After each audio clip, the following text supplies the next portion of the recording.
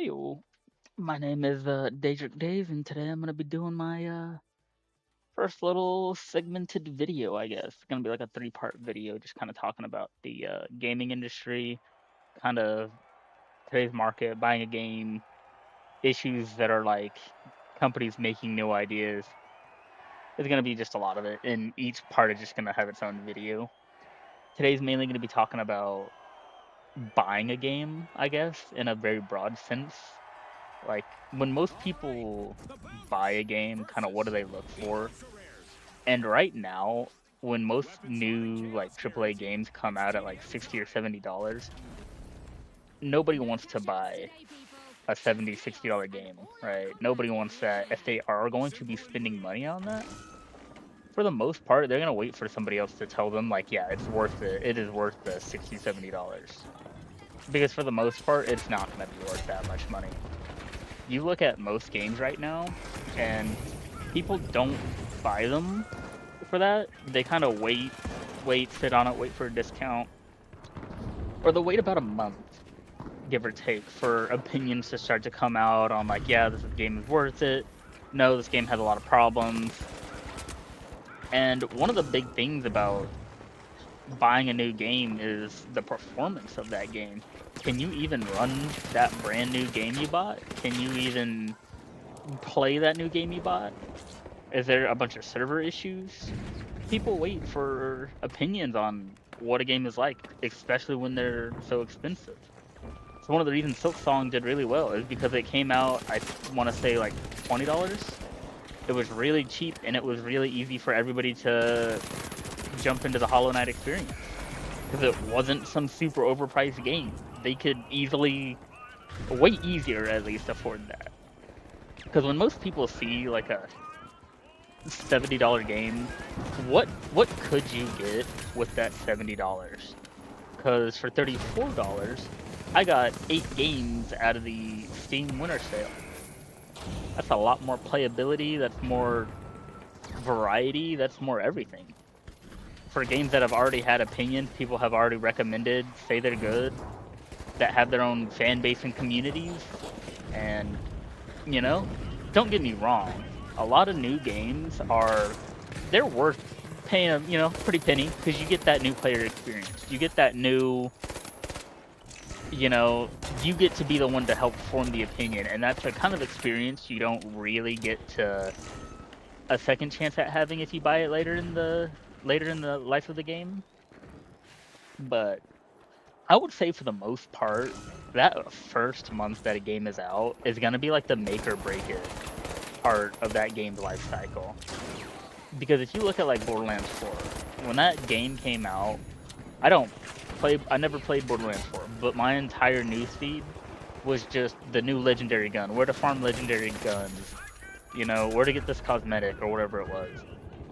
For the whole first month of Borderlands 4 coming out, that was all I had.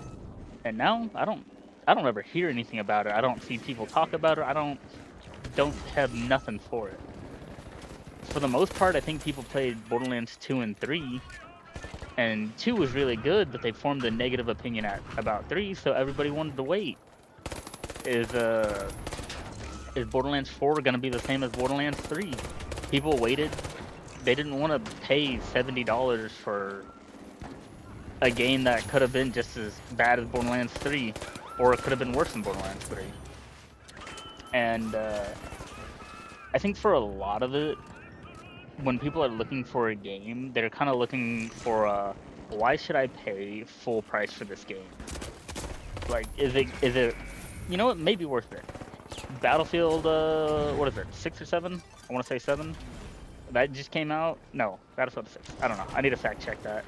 But it just came out. Everybody loves it. Everybody's been playing it. One of the really big shooters out right now. Arc Raiders, really big.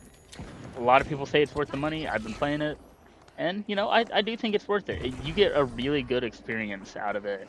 Playing solos versus triples, it's like playing two different games.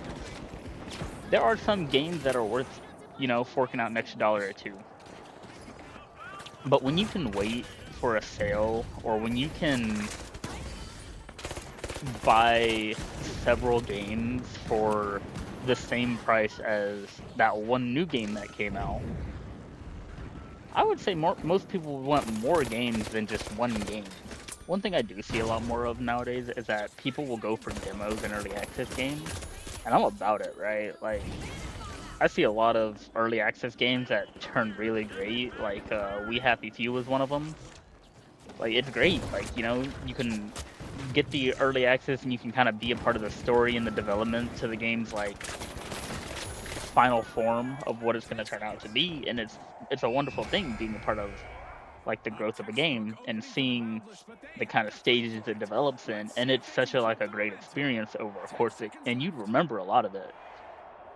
But you have other games, right, that are like Pokemon Arceus and Power World are a really good example, where you'll see like a new mechanic, you'll see a new thing in gaming that'll make you kind of wanna try something out. It'll be worth that extra money to buy a game, because if you're looking at like creature collect games, it was such a unique kind of open world freedom those games had, of you can just run around and like a whole map island, just open world, and it's your story. You can do it however you want. You can, no restrictions. It was 3D. You could ride or fly or whatever on, you know, like a Pokemon, and it was amazing. It was wonderful, and it was such a creative idea that people who weren't really into that kind of genre, they were willing to go try it because it was so cool and unique when they saw it.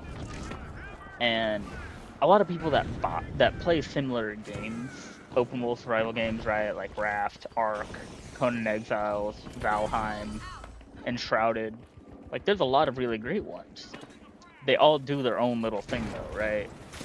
And that's where people will keep buying open world survival games if they like that genre, is they each have their own niche, they each have their own mechanic, they each have their own thing that separates them, and that's why people will buy those similar games. Now, when you look at those games, and you look at like a AAA title, and a AAA title has like $20 more than one of these cheaper games, well, if you're playing with your friends, you're gonna go for one of those cheaper games, right?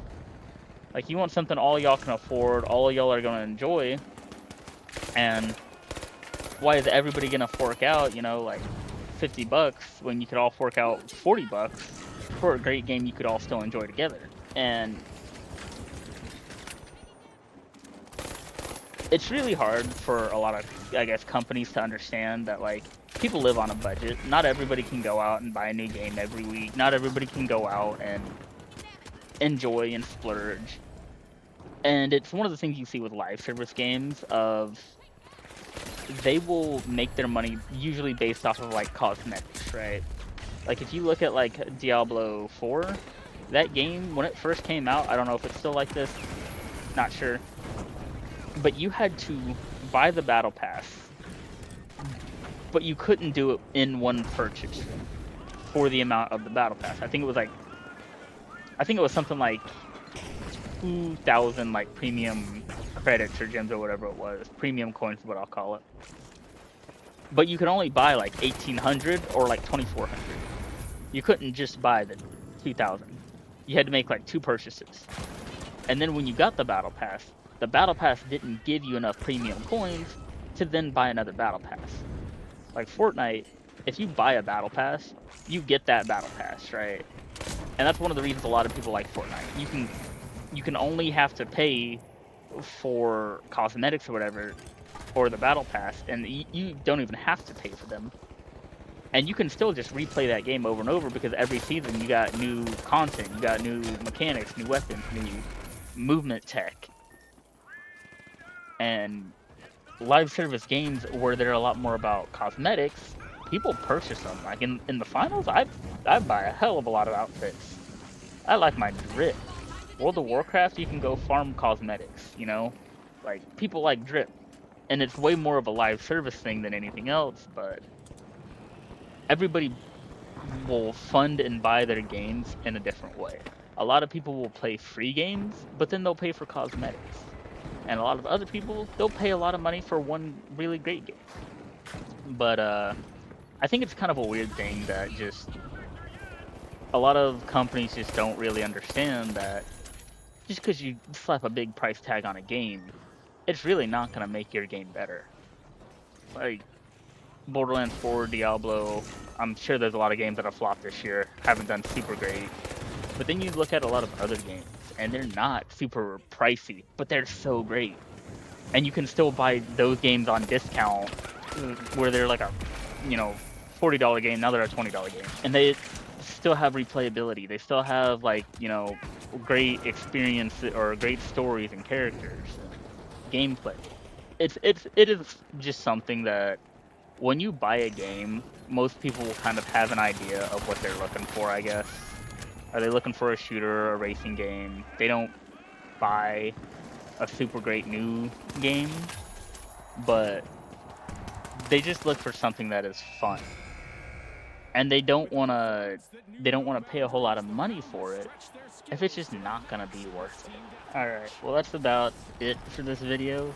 Uh, the next one will probably be more about kind of creativity of the gaming market and like what's going on with it, why is it struggling, and I don't know, kind of excited for it. I feel like that one will turn out a bit better than this one because I have a lot more thoughts on that one. But that'll be it for this. Bye bye, you beautiful people.